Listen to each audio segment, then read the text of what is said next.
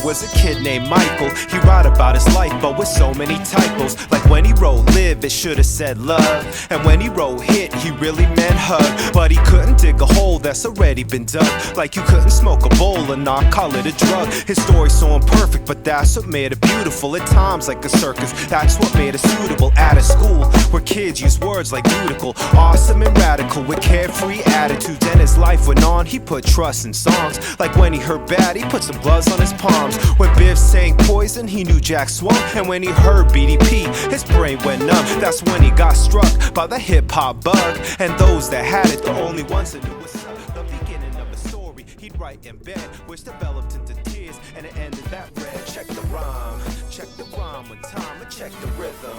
It's the life of mine, and check the rhyme one time, I feel delivered. When this life ain't mine, and check the rhyme one time, and check the rhythm. It's the life of mine, and check the rhyme one time, I feel delivered.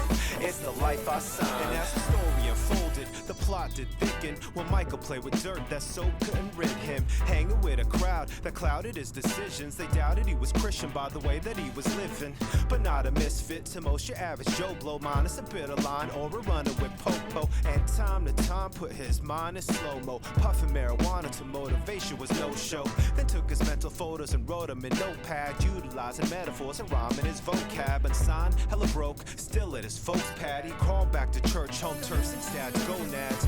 Mike knew life meant more than getting by, living for fame, money, girls, or getting high. He heard good deeds could never get him to heaven, but only through grace and the sun that God sent in.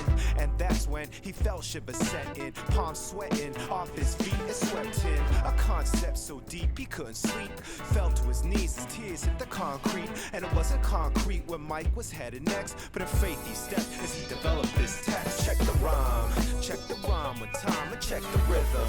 It's the life of mine, and check the rhyme one time, I feel delivered.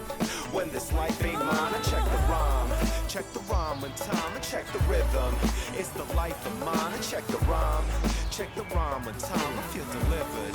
It's the life I signed. Now this concept, not complex, but in context, a contest, a constant conflict with conscience to conquest. The accomplice, promoting Mike's destruction, peddling greed, self-righteousness, and corruption. But Mike couldn't win, or even be that good kid. He needed help to find out how he could live. He wrestled pride until a few left hooks hit, and accepted Christ and everything he could give. But Michael didn't care, as people smirked and stared. Some gave him props, but inside Michael always cheered. He knew his choice was right, and at times thought twice, but he believed the word, cause the word, it brought light, and he got it. He'd always be a man of sin, but as long as Christ atoned, Mike was free within. So he grabbed a pen without hesitation, and called his friends about plans that he'd be breaking, and wrote this story he kept in his head, entitled This Life Ain't Mine, and it read. Check the rhyme one time, and check the rhythm.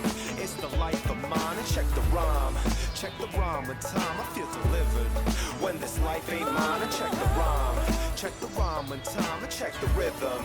It's the life of mine, and check the rhyme one time, I feel delivered. It's the life I signed.